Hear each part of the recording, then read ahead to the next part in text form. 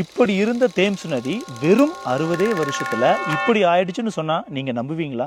லண்டன்ல பிரபலமான தேம்ஸ் நதி ஒரு மீன் கூட உயிர் வாழ முடியாத அளவுக்கு அது மோசமா இருந்துச்சுங்க. பயாலஜிக்கலி டெட்னு சொல்லி அதை டிக்ளேர் பண்ணிட்டாங்க. ஆனா வெறும் 60 வருஷத்துல 2010ஆம் ஆண்டு தேம்ஸ் நதி தான் உலகத்திலேயே மிக சுத்தமான அழகான நதின்னு பெயர் வாங்குச்சுங்க. அது மட்டும் இல்லைங்க, 112 வகையான மீன்கள் மற்றும் 95 வகையான பறவையினங்கள் அந்த நதியில வாழ்ந்துட்டு இருக்குதுங்க.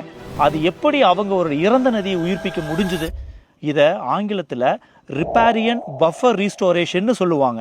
அதாவது ஆற்றங்கரை ஓரமாக மரங்களை நட்டு பசுமை உருவாக்குவது.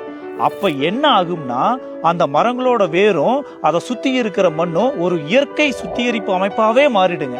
ஆற்றங்கரையே ஒரு பசுமை சுவர் மாதிரி செயல்படும். அந்த பசுமை சுவர் வந்துங்க அந்த நதி உயிர் பெறுவதற்கு தேவையான ஒரு சுற்றுச்சூழலை அந்த இடத்துல உருவாக்கி அதற்கான பூச்சி இனங்கள், நுண்ணுயிர்கள், பறவைகள், செடிகள், கொடிகள்னு அந்த இடத்தையே ஒரு இயற்கையே அங்க கூடி வந்து அந்த நதிக்கு உயிர் கொடுக்கிற மாதிரி ஒரு சூழல் அந்த இடத்துல உருவாக்குங்க. தேம்ஸ் நதி மட்டும் இல்லைங்க, நம்ம கேரளாவில் இருக்கிற குட்டம்பேரூர் ஆற்றையும் இப்படித்தான் உயிர்ப்பிச்சாங்க.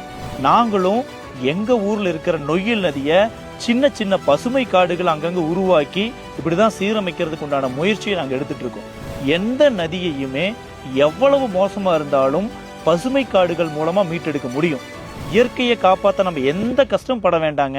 இயற்கை கிட்ட கொடுத்துட்டாலே போதுங்க, இயற்கை தன்னைத்தானே மீட்டெடுத்துக்கும்.